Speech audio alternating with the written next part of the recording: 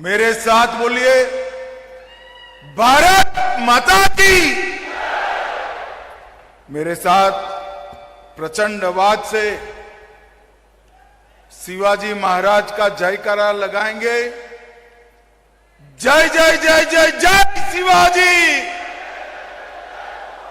जय जय जय जय जय भवानी। मंच पर उपस्थित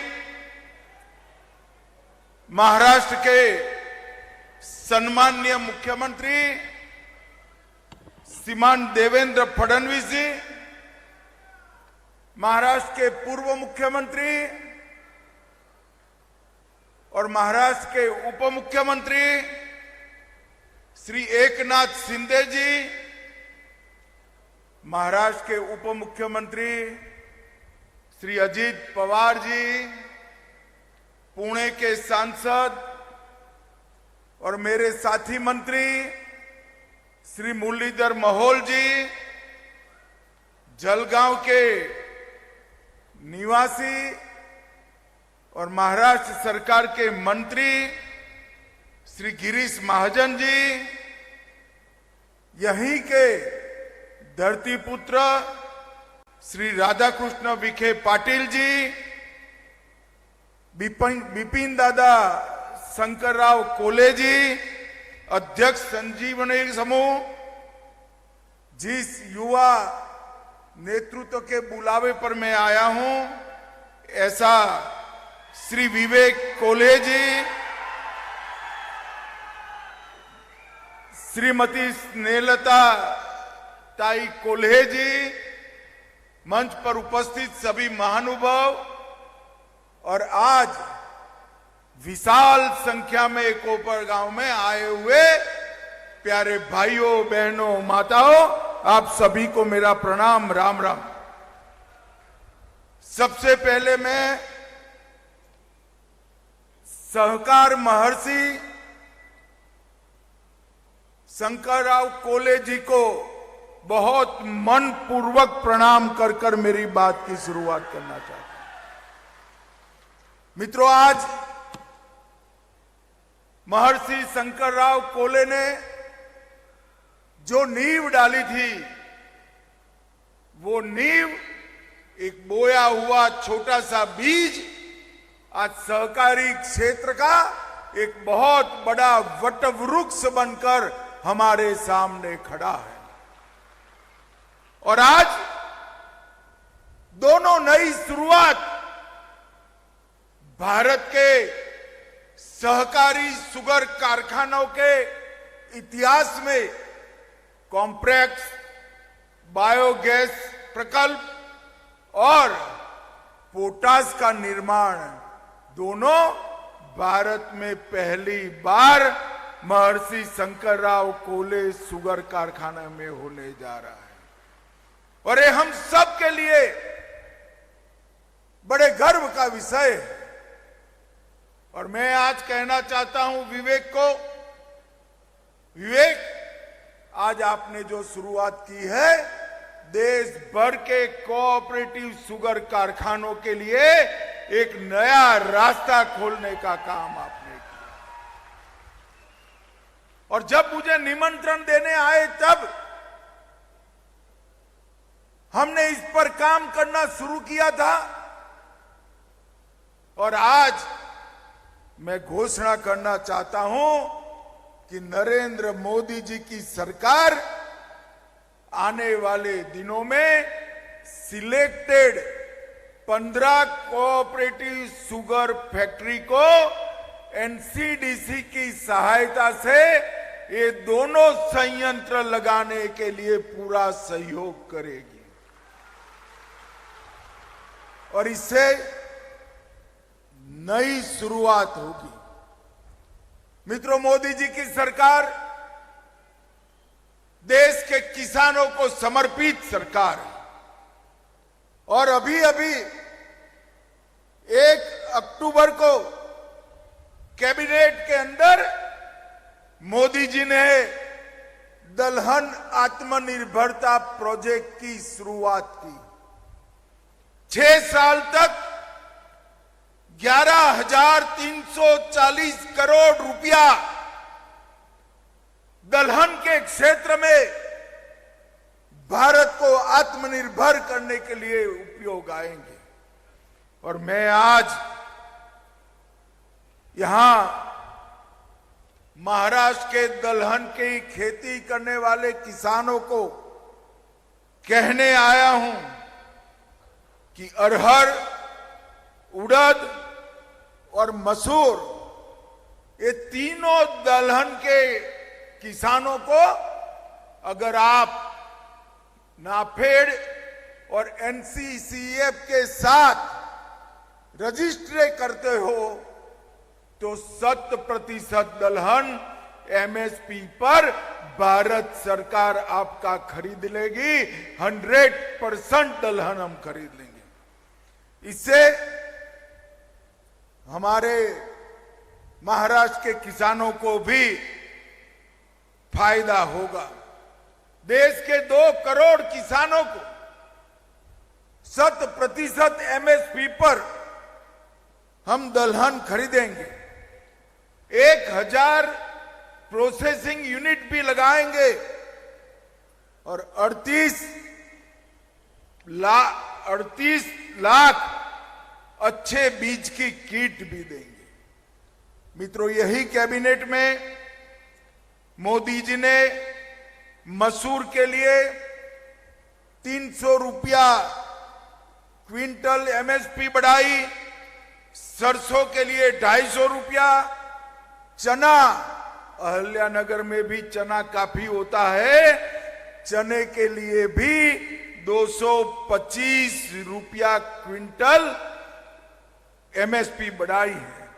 और महाराष्ट्र का बड़ा क्रॉप जौ है, जौ के लिए भी 175 रुपया क्विंटल एमएसपी बढ़ाई है और गेहूं के लिए 160 रुपया एमएसपी बढ़ाने का काम हुआ है।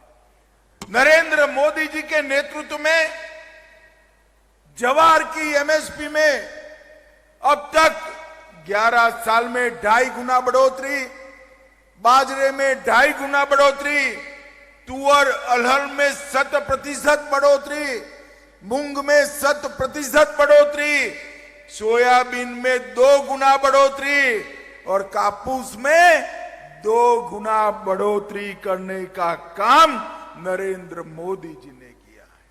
और मित्रों, अभी जो जीएसटी के रिफॉर्म हुए, इसमें किसान के उपयोग की ढेर सारी चीजों पर जीएसटी 5% पर लाने का काम नरेंद्र मोदी जी ने किया। ट्रैक्टर के कलपुर्जे, हार्वेस्टर, थ्रेसर, स्प्रिंकलर, ड्रिप सिंचाई, पोल्ट्री और मधुमक्खी पालन की मशीनें 5% पर लाने का काम किया है। और जीव कीटनाशक और प्राकृतिक मेंथोल को भी 5% लिया है। इससे लाखों किसानों को फायदा होगा। मित्रों, आज भारत के पहले सहकारी कॉम्प्लेक्स बायोगैस प्लांट का उद्घाटन हुआ है। इस परियोजना में लगभग 55 करोड़ रुपया लगा और ये सीबीजी प्लांट हर रोज 12 टन प्रतिदिन सीबीजी का उत्पादन करेगा और 75 टन प्रतिदिन पोटास गुड़ से बनाने का काम करेगा। ये दोनों चीजें हमारा देश विदेश से आयात करता है और आयात बंद होकर आत्मनिर्भर भारत की दिशा में आगे बढ़ेगा।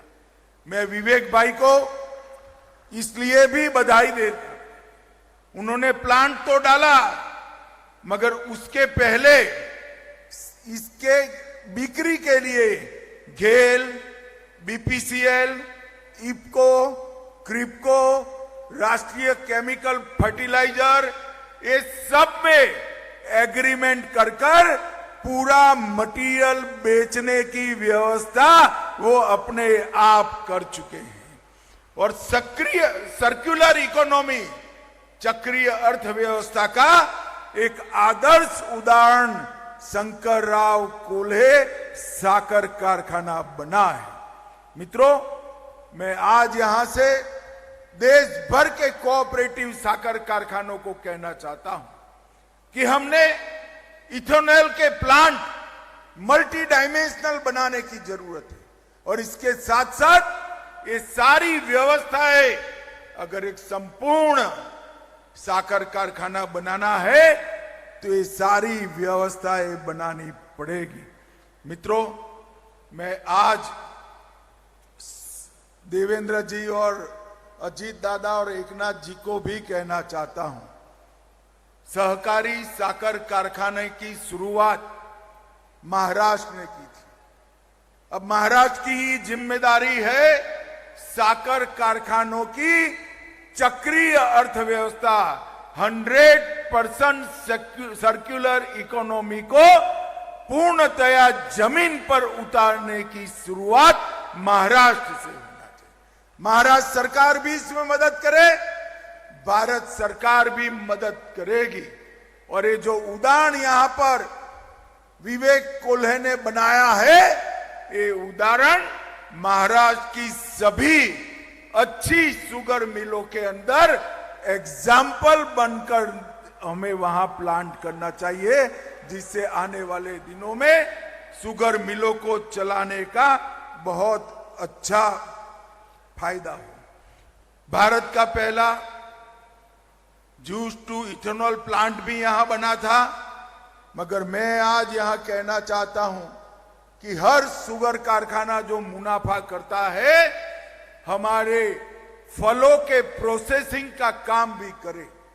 इससे फलों की खेती भी बढ़ेगी और शुगर कारखाना का एक प्रकार से मुनाफा भी बढ़ेगा।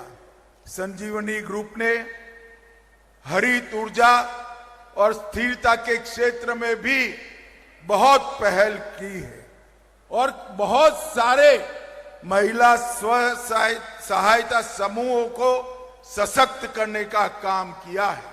इससे 100 पैक्स को भी जोड़ा है, 1000 किसानों के लिए बायोफ्लॉक मछली पालन की भी शुरुआत की है और 20,000 छात्रों के लिए संजीवनी यूनिवर्सिटी की भी स्थापना हुई है।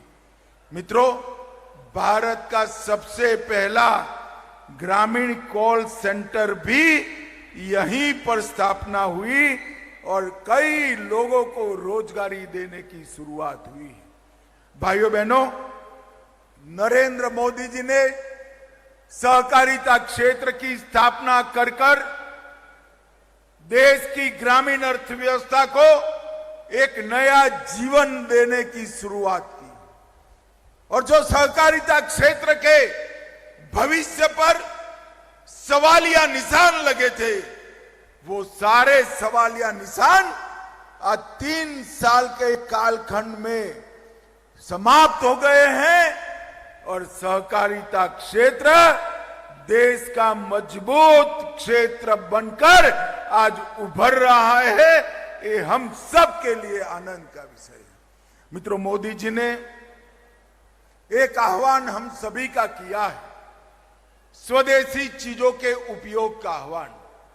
आज यहां पर इतनी बड़ी मात्रा में किसान भाई बहन आए हैं, तब मैं सभी को करबद्ध विनंती करने आया हूं। हमारे नेता नरेंद्र मोदी जी ने कहा है, अगर 140 करोड़ की जनता ये तय कर लेती है, देश का हर व्यापारी अगर तय कर लेता है कि हम ना कोई विदेशी वस्तु का उपयोग करेंगे, ना कोई विदेशी वस्तु का व्यापार करेंगे, तो 140 करोड़ देशवासियों की परचेज से, इनकी खरीदी से हमारे अर्थतंत्र को बहुत बड़ी गति मिलने वाली है। भाइयों बहनों, मोदी जी देश के अर्थतंत्र को 11वें नंबर पर से 4थे नंबर पर लाए, तीसरे नंबर पर जाने के लिए हम बहुत नजदीक हैं, मगर दुनिया में एक नंबर बनना है तो स्वदेशी के अलावे कोई चारा नहीं है। देश के सभी लोगों ने स्वदेशी को अपनाना चाहिए। भाइयों बहनों, आज मैं बहुत सारे कोऑपरेटिव लीडर यहां बैठे हैं, तब एक पेड़ मां के नाम के अभियान को भी दोहराना चाहूंगा। नरेंद्र मोदी जी ने हर एक व्यक्ति एक पेड़ धरती मां के नाम और एक पेड़ अपनी मां के नाम, 2 पेड़ बोने का संकल्प लेना चाहिए। इससे आने वाले दिनों में इस जलवायु परिवर्तन और ग्लोबल वार्मिंग की जो चुनौतियां हमारे सामने खड़ी है, उससे बहुत मदद मिलेगी।